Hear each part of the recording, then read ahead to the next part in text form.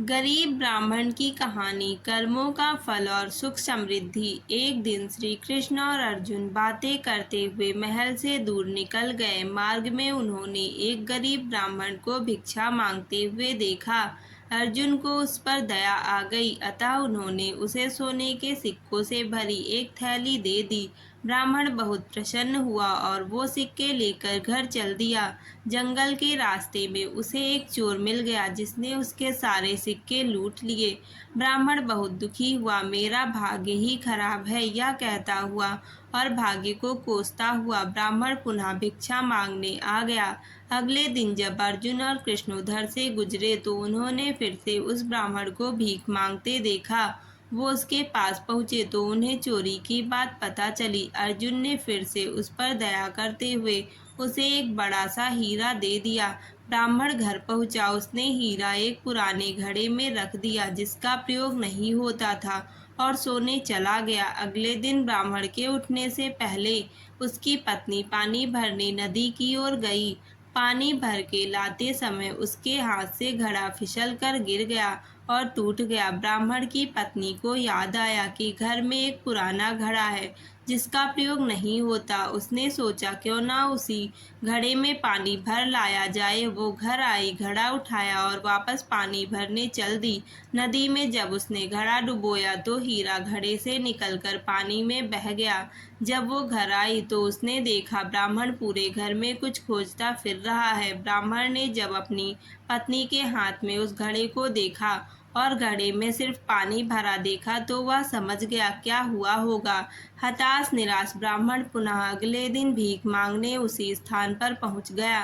संयोग की बात, अर्जुन और कृष्ण कहीं से लौट रहे थे। उनका ध्यान फिर उसी ब्राह्मण की तरफ गया। उत्सुकतावश वो उसके पास पहुंचे और उससे पूछा कि अब आपको भीख मांगने की क्या आवश्यकता पड़ गई। ब्राह्मण ने फिर से अपनी राम कहानी सुनाई। उसकी दुर्भाग्यपूर्ण कहानी सुनकर अर्जुन श्री कृष्ण से बोले, इस आदमी की किस्मत में सुख समृद्धि लिखी ही नहीं है।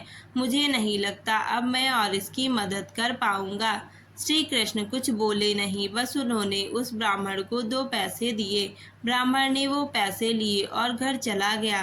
ब्राह्मण के जाने के बाद अर्जुन बोले, जब मेरे इतना सोना हीरा देने के बाद भी उसका भला नहीं हुआ तो आपके दिए 2 पैसे से उसका क्या भला होगा। श्री कृष्ण मुस्कुराए और बोले, देखते हैं क्या होता है। ब्राह्मण अपने भाग्य को कोसता हुआ घर जा रहा था। रास्ते में उसने एक मछुआरे को देखा जो कि एक ताजी बड़ी मछली पकड़कर ले जा रहा था। मछली उसके जाल में तड़फड़ा रही थी और छूटने के लिए प्रयास कर रही थी। ब्राह्मण को उस मछली की स्थिति देखकर दया आ गई। उसने सोचा, इस 2 पैसे में मेरा क्या भला होगा, क्यों ना इससे इस मछली के प्राण ही बचा लिए जाएं। ब्राह्मण ने वह मछली खरीद ली और उसे पुनः नदी में डालने चल पड़ा। नदी में फेंकने से पहले उसने देखा कि मछली के मुंह में कोई बड़ी वस्तु अटकी हुई थी जिसकी वजह से वो सांस नहीं ले पा रही थी। जब उसने मछली का मुंह खोलकर वह बाहर निकाला तो वही बड़ा हीरा निकला जो उसे अर्जुन ने दिया था। ब्राह्मण हीरा पाकर खुशी से चिल्ला पड़ा, देखो देखो, मिल गया मिल गया, आखिर मुझे मिल ही गया। उससे थोड़ी ही दूर पर वही चोर जा रहा था जिसने ब्राह्मण के सिक्के चुराए थे।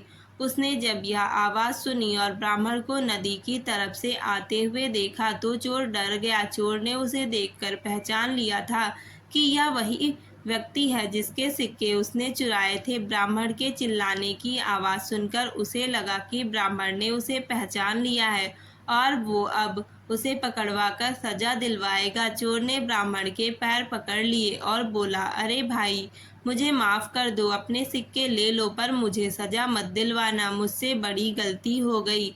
ब्राह्मण क्या बोलता, पर वो सारा माजरा समझ गया। उसने चोर को माफ़ किया, अपने सिक्के लिए और खुशी से मगन अपने घर चला गया।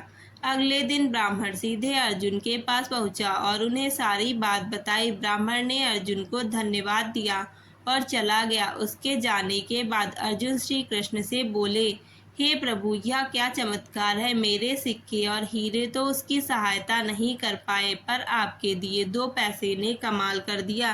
इसका कारण जरा स्पष्ट करें। श्री कृष्ण बोले, अर्जुन, यह चमत्कार नहीं, सृष्टि का नियम है जिस पर दुनिया काम करती है। जब उसके पास ढेर सारे सिक्के और हीरे थे तो वह सिर्फ अपने बारे में, अपनी जरूरतों के बारे में ही सोच रहा था। लेकिन जब उसके पास 2 पैसे थे तो भी उसने उस मछली के भले के लिए खर्च कर दिए। इसलिए फिर उस ब्राह्मण की जरूरतों की जिम्मेदारी मैंने ले ली। हे अर्जुन, सत्य तो यह है कि जब तुम किसी दूसरे व्यक्ति के दुख दर्द से द्रवित होते हो या अपने सिवा किसी और की जरूरतों की चिंता करते हो, उन लोगों के दुख दूर करने और उनकी ज़रूरतों को पूरा करने का प्रयास करते हो, तो तुम भगवान के कार्य में हाथ बटा रहे होते हो। फिर तुमको अपनी चिंता करने की आवश्यकता नहीं, तुम्हारी ज़रूरत भगवान खुद पूरी करेंगे। दोस्तों, यह थी आज की कहानी। आपको कैसी लगी कमेंट करके ज़रूर बताएं। अगर आपको वीडियो पसंद आई है तो वीडियो को लाइक करें, शेयर करें और चैनल को सब्सक्राइब करें। धन्यवाद। मिलते हैं नेक्स्ट वीडियो में। तब तक के लिए जय श्री कृष्णा, राधे राधे।